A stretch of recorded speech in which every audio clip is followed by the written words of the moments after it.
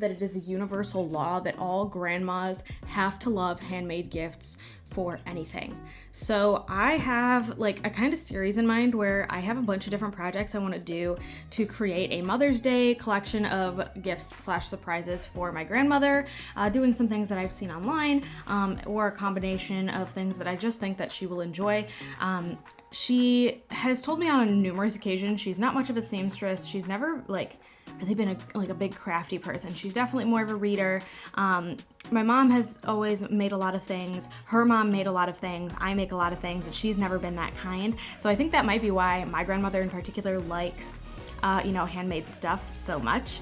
I will say that my grandmother's a pretty talented artist, like in terms of like drawing and all that. I remember playing Pictionary with her as a kid and just being like amazed at like the stuff that she could do. Just like she has a very cartoony style, but it's definitely like super recognizable, and I can always tell like when she has drawn something compared to other people. So really this is just kind of a gift idea. I know this is kind of a really long intro and I'm sorry about that, but hopefully that makes sense, and especially as I'm bringing in my paper colors that I'm going to be doing for this. I've got a gray, a medium purple, a really light purple, a super dark purple, and a white.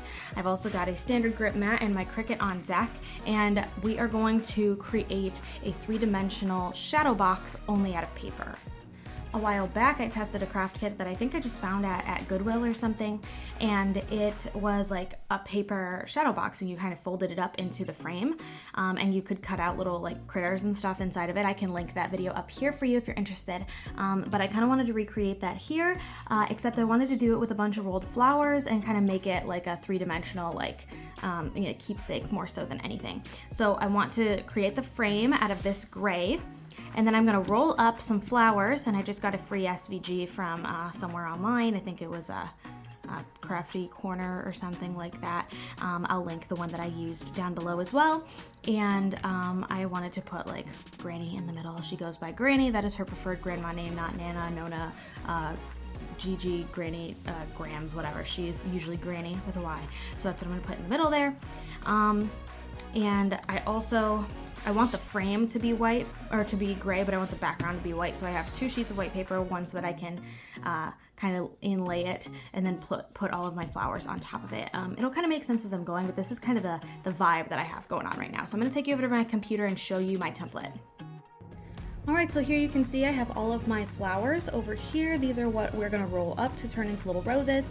I have my shadow box, which I do have on my Etsy if you're interested in getting these templates, and the text written out to say Granny.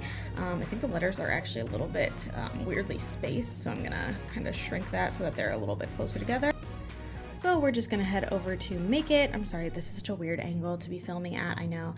So it's got all my project, oops, cancel. There, so we got our white here. And I do have this just on regular A4 paper, so I'm gonna have to shrink this down to letter size, that way everything fits good. This I made about 11 inches long, because that's as long as I could make it, and I have that on a 12 by 12 piece. That is good. All of my purple here. My medium purple I have in a 12 by 12 as well, and this one I only have in a letter sheet, so I'm going to cut that down to letter. Okay, that still fits regardless, and I think that's everything that I am going to need. So I'm going to hit continue. I'm going to make sure that I have it on my cardstock setting, pop my scoring pen in here, and I think we're ready to go, so let's do it.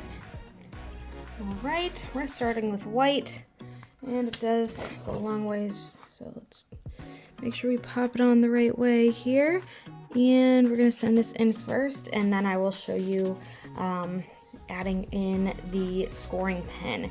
That is just gonna make it easier to fold, and making sure that all the folds are in exactly the right places. So perfect, and let's pop this in the Cricut. All right, there we go. I think I'm gonna pop this on extra speed. That's the one thing I really love about the Explorer 2, is that I can do things faster.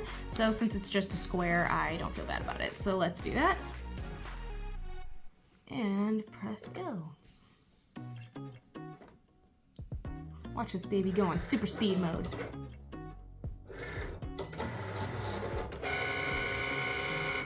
Ooh. All right, and as as you can see here, the granny will fit inside the square and the inside of the design, so I'm feeling pretty good about that. I actually think I'm making too many flowers, all things considered, but I did want a nice gradient in there, so I'm just gonna roll with this, and we're gonna move on to our gray frame.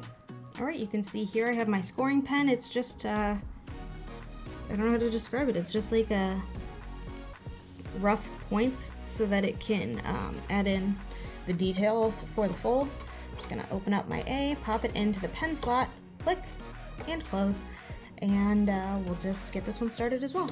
Go. All right, and here when you kind of come close, actually let me move you around, you can see the fold lines are now neatly organized and perfectly laid out so that I can fold my piece. I am going to do all the flowers off camera, and we're gonna go fold the frame while we're waiting. Right, you can really hear that baby going. So we're gonna actually start by folding all of these in. So we're gonna go from the furthest point in, give that a nice crisp fold, because everything is going to fold inward on top of this inner square here. All right, and now you can see as we fold these down, it sort of creates this angle, and you are going to tuck this underneath like that. Before I do that though, because it's gonna kind of get stuck, I do want to glue on my white background.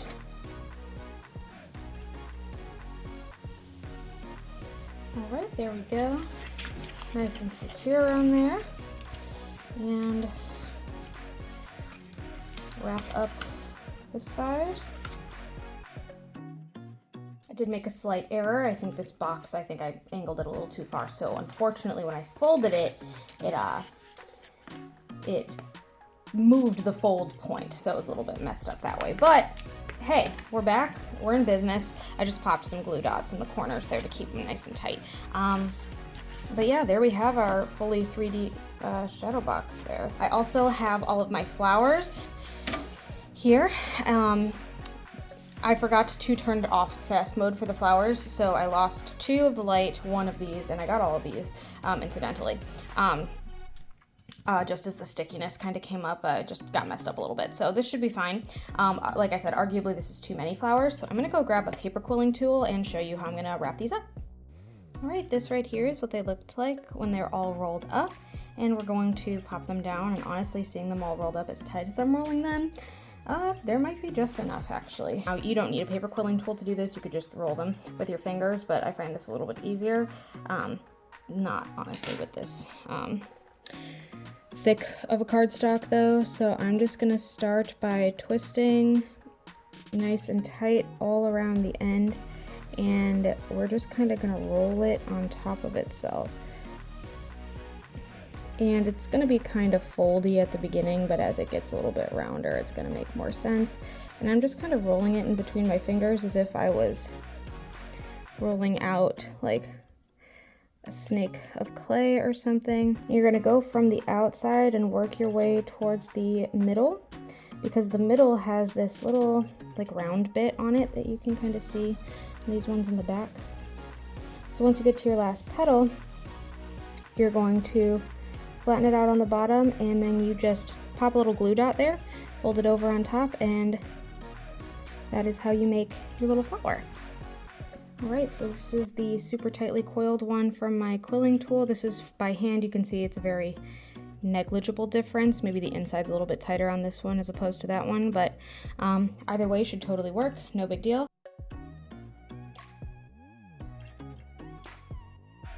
Almost done on our last one, and I just kind of wanted to quickly show you how I do it with the quilling tool. Slide it in the side, and I try to put my thumb underneath here so I can keep this away while I'm rolling, and I frankly just start rolling.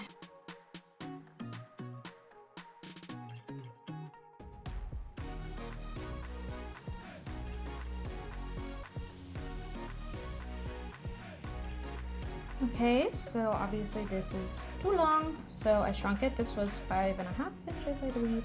Shrunk it to 4, and look at how cute that's gonna be.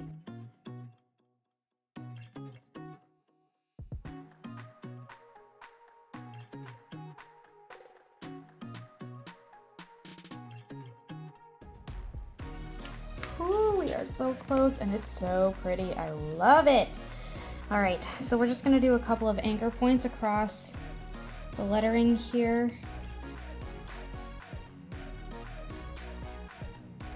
It's gonna sound dramatic, but I really want another light purple one right there behind that G. And it's dramatic, but I feel like I'm just gonna do it. So some of the designs I've seen with people do like paper flowers inside of like a normal shadow box, not necessarily this paper one.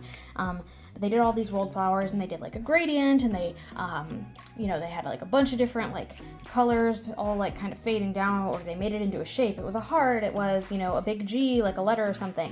This is kind of just like the simplest form of that. But oh my gosh, it looks so good. I love the three-dimensional element of it. I love that it's all paper. I love that this is really just a great project to use up scraps. And also kind of create something really nice. It's almost like a three-dimensional card, really. So, it says Granny on the front, and then I can have like a little message for her on the back. I think it's so cute, and I love the way that it turned out. You could do a lot of things to hang this up, like a little plastic hook or something on the back, or even like paper, really. Just like an extra sheet that you could, I don't know if I could kind of demonstrate, but like if I take this, I might, do one of these, cut it out like that, and then you can fold, obviously make it look a little bit nicer than this, and pop like a little hole inside of it so that you can hang it like that, like a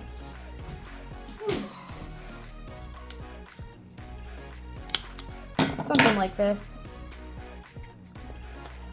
so that it can hang. Actually, that's just like a nice paper way to do it. Obviously you would probably want like a normal sized hole on it, and maybe even to make this look less janky, but that's an option to consider if you're trying to do it like all entirely made out of paper. Obviously you can scale this up or scale it down depending on the size that you're going for, how many flowers you want to make. I think this whole project took me about an hour and a half, which isn't bad by any stretch of the imagination, but it's definitely, it definitely takes a little bit of time to wrap all the flowers and get everything all cut out. So, it's a great way to use up scraps. It looks really pretty. I kind of want one for myself now, or like, I might make them for like some of my nieces or something, just so they have something cool to like hang up in their bedrooms or something. It's just really cute, and I really like the way that this turned out, and hopefully you did too. With all of that said, I wanted to thank you so much for watching. If you like what you saw, feel free to like and subscribe. I do put out new videos every Sunday at noon Eastern Standard Time, and I would love for you to be here for the next one. Thanks again so much, and I hope to see you then. Bye!